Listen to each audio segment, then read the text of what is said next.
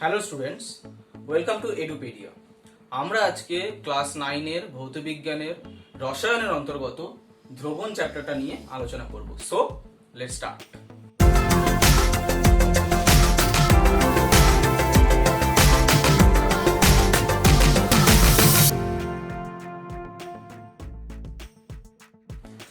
চলো জেনে নেওয়া যাক দ্রবণ কাকে বলে।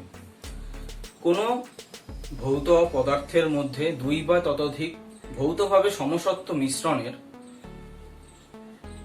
সেই মিশ্রণের পদার্থগুলি যদি একটা নির্দিষ্ট সীমা পর্যন্তই পদার্থগুলির পরিমাণ পরিবর্তন করা যায়, তবেই সেই মিশ্রণটাকে দ্রবণ বলে। অর্থাৎ দুই বা ততোধিক তার বেশি একই টাইপের মানে সমসত্ব পদার্থের যে মিশ্রণ হবে এবং সেই মিশ্রণের উপাদানের পরিমাণগুলো একটা নির্দিষ্ট সীমা পর্যন্ত রাখা গেলেই তাকে দ্রবণ বলবো। তাহলে সব মিশ্রণ দ্রবণ নয়, কিন্তু সব দ্রবণই মিশ্রণ, এই কথাটা একটু মাথায় রাখতে হবে। সব মিশ্রণ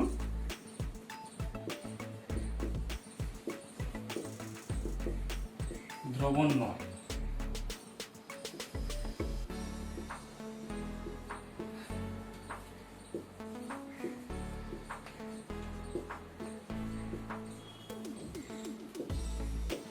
কিন্তু সব দ্রবণই মিশ্রণ। অর্থাৎ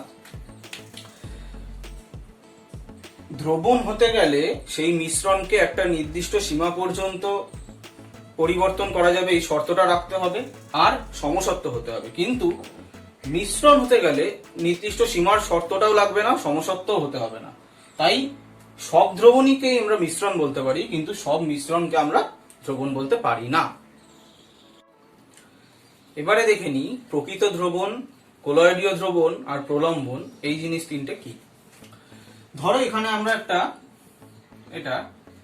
একটা পাত্রে কাদা গোলা জল বা নোংরা মানে একটু কাদা মাটি মেশানো জল নিলাম, ঠিক আছে। ধরো এইগুলো বড় বড় কণা এরকম বিভিন্ন ঘোলাটে ঘোলাটে হয়ে আছে। এইবারে কি দেখবো, কিছুক্ষণ বাদে যদি এটাকে আমরা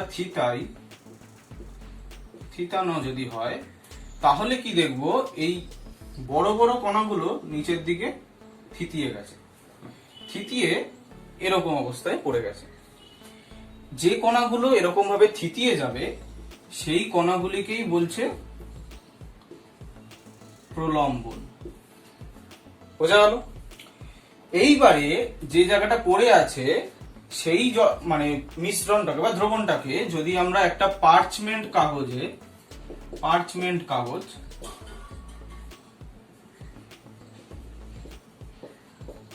কাগজ দিয়ে যদি ফিল্টার করি, তাহলে এরকম একটা সলিউশন পাবো যেখানে কোনো বড় কণা বা এই দ্রবীভূত থাকবে না। এই দ্রবণটাকে আমরা বলবো প্রকৃত দ্রবণ, ঠিক আছে। এই দ্রবণটাকে বলবো প্রকৃত দ্রবণ। আর এই পার্চমেন্ট কাগজে আমাদের যে কণাগুলো আটকেছে, সেই কণাগুলিকে বলবো কোলয়েডীয় দ্রবণের কণা, ঠিক আছে, বা কোলয়েড।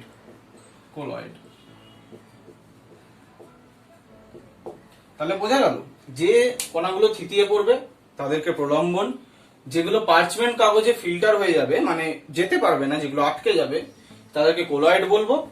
আর যে শেষে যে দ্রবণটা আমরা পাবো তাকে প্রকৃত দ্রবণ বলবো। চলো আমরা দেখে নিই প্রকৃত দ্রবণ, কোলয়েডীয় দ্রবণ আর প্রলম্বনের মধ্যে মোটামুটি পার্থক্যগুলো।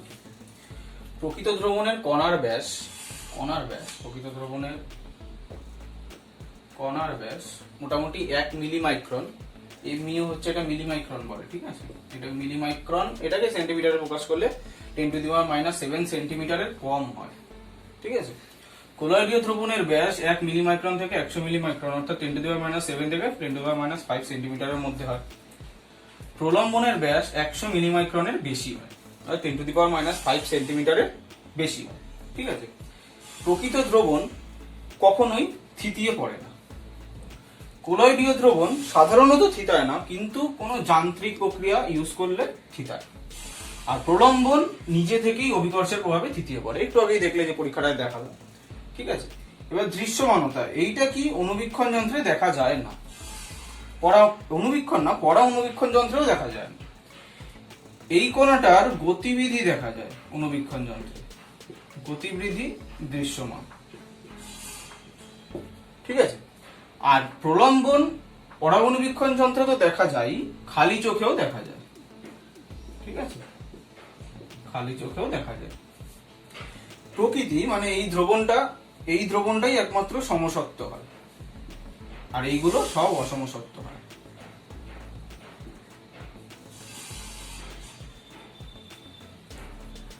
ঠিক আছে, তাহলে বোঝা গেল প্রকৃত দ্রবণ, কোলয়েডীয় দ্রবণ, প্রলম্বনের মধ্যে পার্থক্যটা কি। আমরা জানি জলকে সার্বজনীন বা সর্বজনীন দ্রাবক বা সর্বশ্রেষ্ঠ দ্রাবক বলা হয়। কেন বলা হয়? জল হলো এমন একটি দ্রাবক যার মধ্যে সূক্ষ্ম সূক্ষ্ম কণা থেকে বড় বড় কণা, প্রোটিন, ডিএনএ ইত্যাদি কণাও দ্রবীভূত করা যায়, তাই জলকে সার্বজনীন বা সর্বশ্রেষ্ঠ দ্রাবক বলে। ঠিক আছে, এইবারে আমরা ধীরে ধীরে চলে আসবো কোলয়েডীয়তে।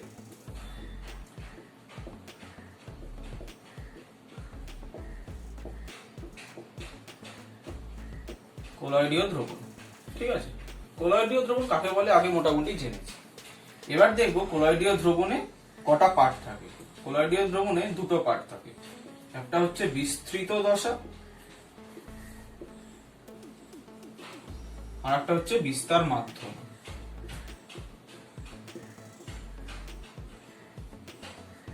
ঠিক আছে, এই বিস্তৃত দশাটা কি? বিস্তৃত দশাটা হচ্ছে কোলয়েডের কণাগুলো, অর্থাৎ যাদের যেসব কণার ব্যাস 10⁻⁻7 সেন্টিমিটার থেকে 10⁻⁵ সেন্টিমিটারের মধ্যে, এবং যারা অন্য দশার মধ্যে সমসত্ত্বভাবে ছড়িয়ে ছিটিয়ে থাকে, তাদেরকে বিস্তৃত দশা বলছে। ঠিক আছে, আর বিস্তার মাধ্যমটা কি? বিস্তার মাধ্যম হচ্ছে বিস্তৃত দশাগুলি যে মাধ্যমের মধ্যে ছড়িয়ে থাকে তাকেই বিস্তার মাধ্যম বলছে। হলো, তো একটা উদাহরণ দেখে নিই। ধরো দুধ। ঠিক আছে, এইখানে দুধের মধ্যে কি কি থাকে? জল থাকে, ঠিক আছে, চর্বি জাতীয় জিনিস থাকে, তারপর কেসিন কণা, এরকম অনেক কিছু থাকে। ঠিক আছে, এই জলটা হচ্ছে, যেহেতু জলের মধ্যে চর্বি জাতীয় জিনিসটা ছড়িয়ে আছে, তাই চর্বিটা হচ্ছে বিস্তৃত দশা।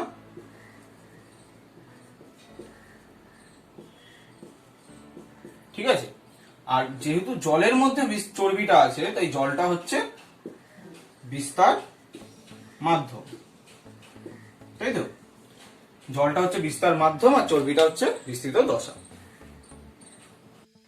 এবারে আমরা দেখিনি কতগুলো কোলয়েডীয় দ্রবণ। কোলয়েডীয় দ্রবণ মোটামুটি 8 রকমের হয়।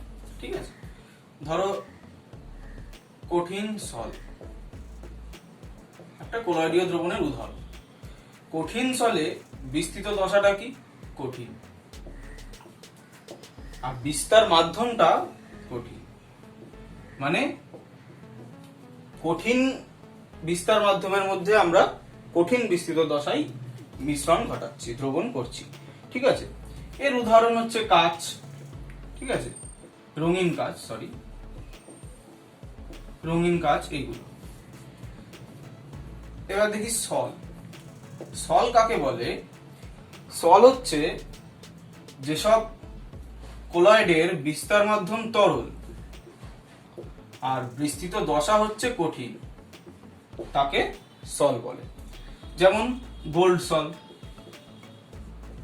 ঠিক আছে, যেমন গোল্ড সল মানে কি, এখানে কিন্তু তরল হচ্ছে বিস্তার মাধ্যম আর কঠিন হচ্ছে বিস্তৃত দশা। আর উদাহরণ হচ্ছে গোল্ড সল। গোল্ড সল হচ্ছে তরলের মধ্যে কঠিন আমরা কোলয়েড মিশ্রণ করছি, তাই যখন যেসব কোলয়েডের বিস্তার মাধ্যম তরল আর বিস্তৃত দশা কঠিন হবে, তাদেরকে আমরা সল বলবো। ঠিক আছে, এবারে এরোসল কাকে বলবো? এরোসল বলবো যেসব কোলয়েডের বিস্তার মাধ্যম গ্যাসীয়। ঠিক আছে, বিস্তার মাধ্যমটা গ্যাসীয় কিন্তু বিস্তৃত দশাটা কঠিন। বিস্তৃত দশা মানে যার কণার সাইজ 10⁻⁷ থেকে 10⁻⁵ সেন্টিমিটার, মাথায় রাখবে, গুলিয়ে ফেলবে না, ঠিক আছে। বিস্তৃত দশা হচ্ছে কঠিন, আর বিস্তার মাধ্যম মানে গ্যাসের মধ্যে কঠিনের সমসত্ব মিশ্রণ ঘটছে, ঠিক আছে। এইটার উদাহরণ ধোঁয়া। ধোঁয়ার আমরা জানি কি, বাতাসে আমাদের প্রচুর পরিমাণে গ্যাস আছে, সেই গ্যাসের মধ্যে কঠিন ধূলিকণা মিলে যে দ্রবণটা তৈরি করছে, যে কোলয়েডীয় দ্রবণটা তৈরি করছে, তাকেই বলছে ধোঁয়া। অর্থাৎ এক্ষেত্রে বিস্তার মাধ্যম গ্যাসীয়, বিস্তৃত দশা কঠিন, এবং এই কোলয়েডটার নাম হচ্ছে এরোসল, ঠিক আছে। এরপরের কোলয়েড হচ্ছে জেল। জেলটা কি, জেলে বিস্তার মাধ্যমটা কঠিন আর বিস্তৃত দশাটা তরল। এইটা ঠিক উল্টো, ঠিক আছে। জেলে বিস্তৃত দশাটা তরল কিন্তু বিস্তার মাধ্যমটা কঠিন। যেমন আমরা ধরো যে জুতোর কালি ইউজ করি, ঠিক আছে, জুতোর কালি, তারপরে তোমরা মাখন, দই, লিখে দিই মাখন, দই, মাখন, ঠিক আছে। এগুলো কি হয়, কঠিনের মধ্যে আমরা তরলের কোলয়েড কণাগুলো দিই, তাতে করে আমাদের কোলয়েড জেল তৈরি হয়। পরের কোলয়েড আসছে ইমালশন। ইমালশনটা কি, তরলের মধ্যে তরল, অর্থাৎ বিস্তৃত দশাটাও তরল, বিস্তার মাধ্যমটাও তরল। মানে কোনো একটি তরল পদার্থের মধ্যে অমিশ্রণীয় অপর একটি তরল পদার্থ যদি আমরা দ্রবণ তৈরি করি, মানে যে কোলয়েড দ্রবণটা তরলে তৈরি হবে, তাকেই বলছে ইমালশন। ইমালশনের উদাহরণ হচ্ছে এই যে আগে দিলাম দুধ, একটা তরলের মধ্যে আরেকটা তরল, শ্যাম্পু, ঠিক আছে, যেগুলো আমরা মাথায় ইউজ করি শ্যাম্পু, সেগুলো হচ্ছে ইমালশনের উদাহরণ। এরপরে আসছে তরল এরোসল, ঠিক আছে, তরল এরোসল। অর্থাৎ এরোসলটা কি ছিল, বিস্তৃত দশাটা কঠিন ছিল আর বিস্তার মাধ্যমটা গ্যাসীয় ছিল। তরল এরোসলে কি হবে, বিস্তৃত দশাটা তরল হবে আর বিস্তার মাধ্যমটা গ্যাসীয় হবে। বিস্তার মাধ্যমটা সেম থাকবে, খালি বিস্তৃত দশাটা এইটার জায়গায় তরল হয়ে যাবে, ঠিক আছে।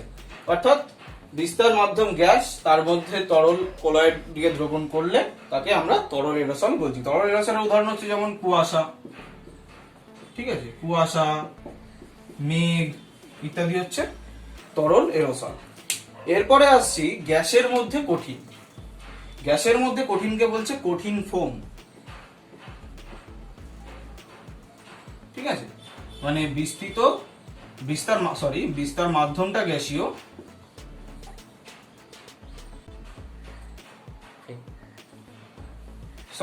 গ্যাসীয় নয়, বিস্তৃত দশাটা হবে গ্যাসীয়, কারণ আগে হয়ে গেছে ওইটা, আর বিস্তার মাধ্যমটা হবে কঠিন, ঠিক আছে।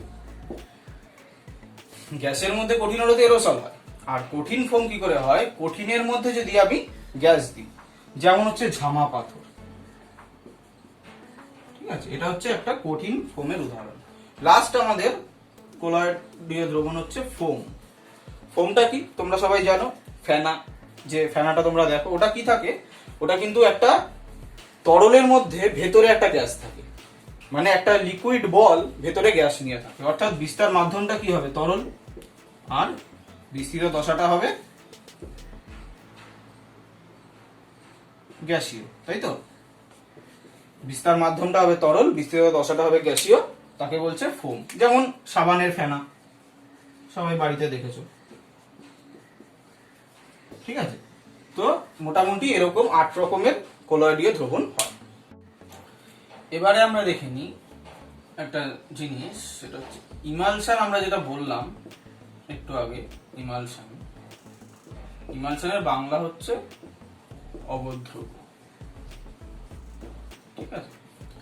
ইমালশনটা কি ছিল, তরল বিস্তার মাধ্যম, তরল বিস্তৃত দশা, মানে তরলের মধ্যে তরলের মিশ্রণ, দুধ, মানে দুধ, তারপরে এই সব ইত্যাদি, ঠিক আছে। এইবারে আমরা দেখব অবদ্রব কারক কাকে বলে। অবদ্রব কারক, অবদ্রব কারকটা কি, অবদ্রব কারক হচ্ছে এমন একটা জিনিস যেটা দিলে অবদ্রবর সঙ্গে, মানে ইমালশনের যে একটা তরল তো অমিশ্রণীয় তরল থাকে, না হলে কোলয়েড দ্রবণ হবে না, দুটো তরল সমসত্বভাবে মিশ্রণ হলে কোলয়েডীয় দ্রবণ করতে পারে না, কারণ কোলয়েডটা অসমসত্ব মিশ্রণ। ঠিক আছে, এইবারে ওই একটা তরলের সঙ্গে আর একটা তরলের যে বন্ধনটাকে, সেই বন্ধনটাকে আরো দৃঢ় করে অবদ্রব কারক। অর্থাৎ অবদ্রব কারক যদি আমরা কোনো ইমালশনে দিই, তাহলে ওই অমিশ্রণীয় তরলটার সঙ্গে বিস্তার মাধ্যমের যে তরলটা আছে সেটার বন্ধন দৃঢ় হয়, অর্থাৎ সেটা স্থায়িত্ব পায়। যেমন আমরা দেখে নিই একটা জিনিস, আমরা সাবান জলে কাপড় কাচা, ঠিক আছে, এই সাবান জলে যখন আমরা জামা কাপড় কাচি, সাবান জলে কাচলে কি হয়, আমাদের জামা কাপড়ের ভেতর যে ময়লাগুলো থাকে, ধরো তেল ময়লা যেগুলো থাকে, ঠিক আছে, সেইটা কি হয়, যখন সাবান জলে কাচ্ছি সেই জলটা বিস্তার মাধ্যম হয়ে যাচ্ছে, ঠিক আছে, জলের মধ্যে এই তেলটা গিয়ে বিস্তৃত দশা হিসাবে ঢুকছে, অর্থাৎ একটা ইমালশন বা অবদ্রব তৈরি করছে। ঠিক আছে, এই ইমালশন তৈরি করছে। এবার এই ইমালশনটাকে স্থায়িত্ব করার জন্য কি হয়, সাবানটা কি করে, অবদ্রব কারক হিসাবে, সাবানটা অবদ্রব কারক হিসাবে কাজ করে। তখন কি করবে, সাবানটা এদের মধ্যে যাবে এবং এইটার বন্ডিংটা খুব শক্ত করবে, অর্থাৎ এটা স্থায়িত্ব বাড়াবে এবং কাপড় থেকে তেল ময়লাগুলো দূরে চলে যাবে। এইভাবেই সাবান জল দিয়ে কাপড় কাচা হয়, এই জন্যই সাবান জল দিয়ে কাপড় কাচা হয় এবং সাবানটাকে এখানে অবদ্রব কারক বলছে। সো স্টুডেন্টস, আজকে এই পর্যন্তই, দেখা হবে নেক্সট ভিডিওয়ে।